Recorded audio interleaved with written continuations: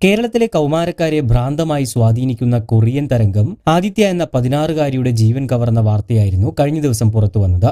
കഴിഞ്ഞ ദിവസം സ്കൂളിലേക്കെന്ന് പറഞ്ഞു പോയ പെൺകുട്ടിയെ സമീപത്തെ പാറമടയിൽ മരണപ്പെട്ട നിലയിൽ കണ്ടെത്തുകയായിരുന്നു.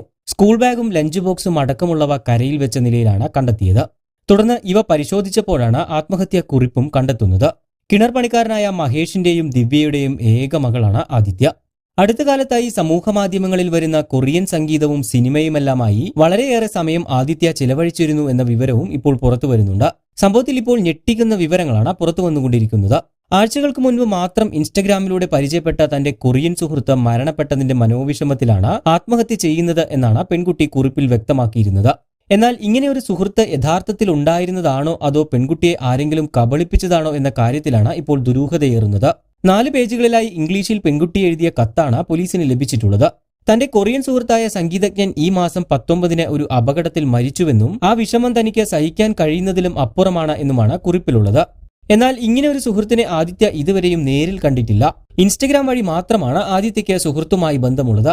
ഇതാണ് സംഭവത്തിൽ സംശയത്തിന് വഴിവെക്കുന്നത്.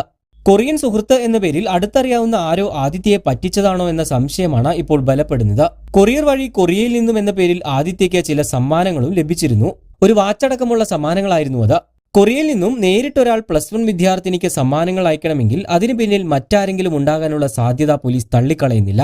കുട്ടിയുടെ സുഹൃത്തുക്കൾ തന്നെയാണോ കബളിപ്പിച്ചത് എന്ന സംശയവും പോലീസിനുണ്ട്. ഇതിന്റെ ഭാഗമായി പെൺകുട്ടിയുടെ മൊബൈൽ ഫോൺ അടക്കം വിശദമായ പരിശോധനയ്ക്ക് വിധേയമാക്കുമെന്നും പോലീസ് അറിയിച്ചു. ആദിത്യയുടെ മൊബൈൽ ഫോൺ നിലവിൽ ലോക്ക് ചെയ്ത നിലയിലാണ്. ഇത് സൈബർ സെല്ലിന്റെ സഹായത്തോടെ തുറന്ന് പരിശോധിക്കാനാണ് ചോറ്റാനിക്കര പോലീസിന്റെ നീക്കം. പെൺകുട്ടി ആരുമായാണ് ചാറ്റ് ചെയ്തിരുന്നത്, കൊറിയൻ സുഹൃത്തിന്റെ മരണവാർത്ത ആദിത്യയെ അറിയിച്ചത് ആരാണ് തുടങ്ങിയ ചോദ്യങ്ങൾക്ക് ഫോണിൽ നിന്നും മറുപടി ലഭിക്കുമെന്ന ആത്മവിശ്വാസത്തിലാണ് പോലീസ് ഇപ്പോൾ. അടുത്ത കാലത്തായി കേരളത്തിലെ കുട്ടികൾക്കിടയിൽ കൊറിയൻ സംഗീതത്തോടും സിനിമകളോടും വല്ലാത്തൊരു ആഭിമുഖ്യം വളർന്നു വരുന്നുണ്ട്.